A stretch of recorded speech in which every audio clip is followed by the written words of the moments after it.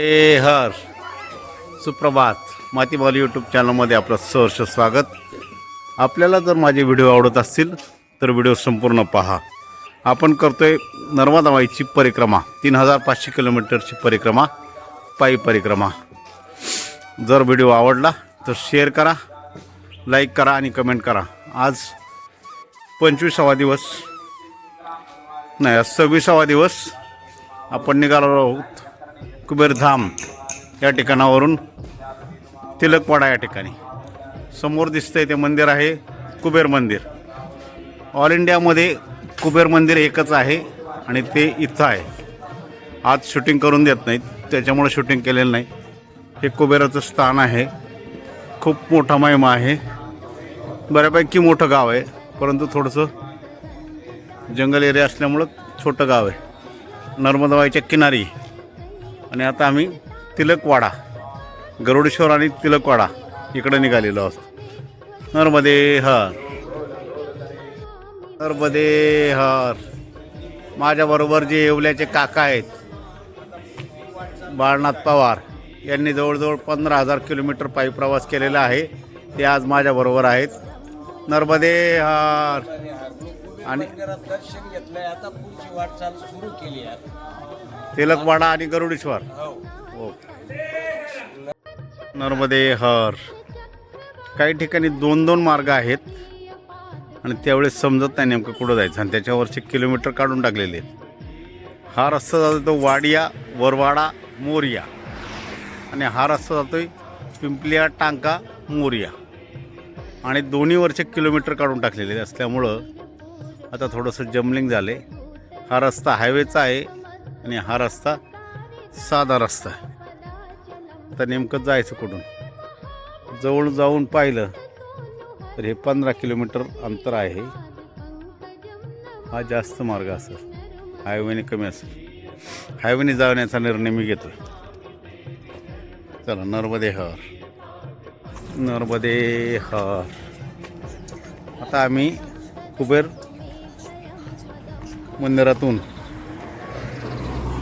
वरती हायवेला आलेलो आहे. आणि हायवेला येऊन थोडा अशक्तपणा असल्यामुळं इथून बस घेऊन पुढे तिलकवाडा नाही तर केवडिया हे 20 किलोमीटरचं अंतर आपण बसने जायचं असं थोडा ठरवलेलं आहे. म्हणजे आराम होईल दिवसभराचा, आणि दिवस पण तो चालू राहील. 8 किलोमीटर आम्ही चाललो आहे फाट्यावर येण्यासाठी, आणि आता इथून 30 किलोमीटरसाठी बस घेऊन थांबणार आहोत. असं नियोजन आहे. मैया काय करून घेते ते माहिती नाही. स्टॅच्यू ऑफ युनिटी 45 किलोमीटर आहे.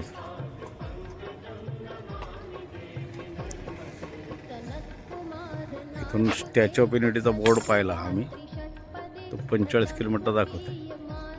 अजून खूप अमरकंटकपर्यंत मला जायचं आहे, म्हणून थोडी एनर्जी असायला पाहिजे शरीरामध्ये. उगाच जास्त काही करण्यात अर्थ नसतो.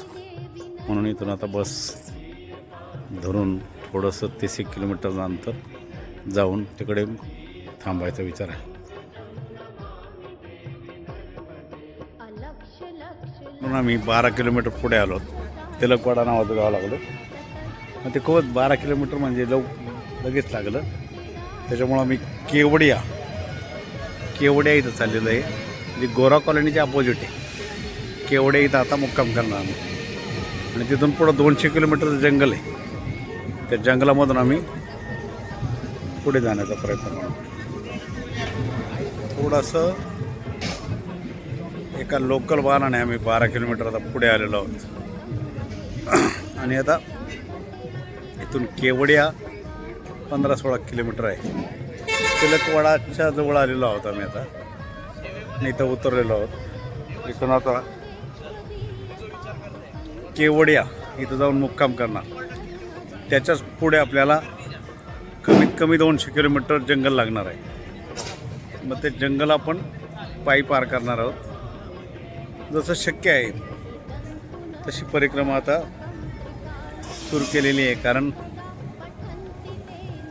थोडा अशक्तपणा असल्यामुळं आणि आमच्या बरोबर असलेल्या एका प्रवाशाचं म्हणजे एका परिक्रमावासीला पायामध्ये मसल पुल झालेला आहे, त्यांना नीट चालता येत नाही. त्याच्यामुळं मग आता त्यांच्याबरोबर आम्ही चाललेलो आहोत आणि त्यांना थोडं डॉक्टरकडं पण दाखवायचं चांगल्या हॉस्पिटलमध्ये, म्हणून थोडं बसने प्रवास करतो. बसने प्रवास करणे हे चुकीचं आहे किंवा बरोबर आहे हे माहिती नाही, परंतु आजचा दिवस आम्ही असं ठरवलं आहे की बसने प्रवास करून पुढचं ठिकाण गाठायचं आणि त्यानंतर मग पायी चालायचं. आपल्या शरीराला थोडा आराम होईल आणि रिकव्हरी येईल. रिकव्हरी आल्यानंतर मग आपल्याला पुढे 200 किलोमीटरचं जंगल सहज पार करता येईल. नर्मदे काही प्रवास आम्ही आता बसने करतो. थोडंसं आपल्या शरीराला आराम मिळावा या दृष्टिकोनातून लोकल बसने आम्ही चाललेलो आहोत. नर्मदे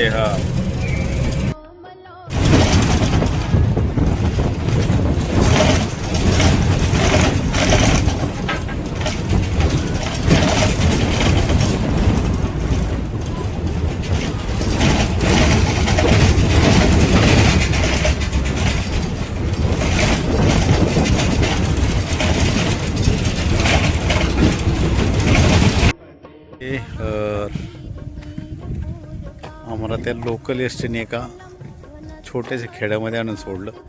अचानक शहरामधून खेड्यात आलो आणि एक सुंदर बैल मला दिसला. खूपच सुंदर आहे, त्याची शिंगच खूप सुंदर आहे. नर्मदे आता हा जंगल इलाका आहे आणि त्या जंगलामधून जवळजवळ 200 किलोमीटर अंतर पुढे जायचं. त्यानुसार प्रवासाला सुरुवात करावी लागेल. नर्मदे हर बसने आम्ही छक्ताला नावाच्या गावामध्ये आलेलो आहोत आणि आता इथून जंगल मार्ग सुरू होतोय असं कळालेलं आहे. कदाचित हे जंगलातलं छोटंसं पहिलं गाव असेल जंगल मार्ग सुरू होण्याचं, कारण चांगला मोठा बाजार आहे आणि त्या बाजारानुसार असं मला वाटतं की ह्याच्या इथून पुढं चांगलं जंगल सुरू होईल. नर्मदे हर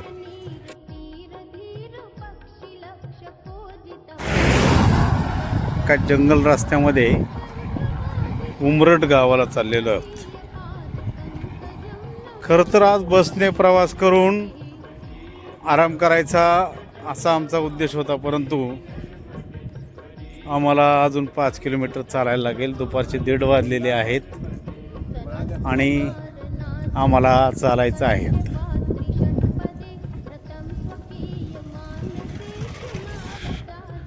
आता असा डोंगराचा परिसर सुरू झालेला आहे पुन्हा एकदा. आपण जसं शुलपाणी जंगलामध्ये खूप जंगल होतं तसं इकडं पण थोडे छोटे डोंगर आहेत. आपल्याकडं जसं सांस्कृतिक भवन असतं गावचं, तसं एक गावचं सामुदायिक भवन आहे ग्रामपंचायत उमरट आपल्याकडं पण एक आहे कोकणात, तानाजी मालुसरे यांचं गाव. तसं हे उमरट लागलेलं आहे आणि हे खासदार निधीमधून परिक्रमावासियांसाठी सेवा करण्यासाठी एक सांस्कृतिक भवन बांधलेलं आहे, ज्याच्यामध्ये आम्ही आता आजचा मुक्काम करणार आहे. खरं तर आम्हाला आराम करायचा होता, परंतु अशी सोय आहे. नर्मदे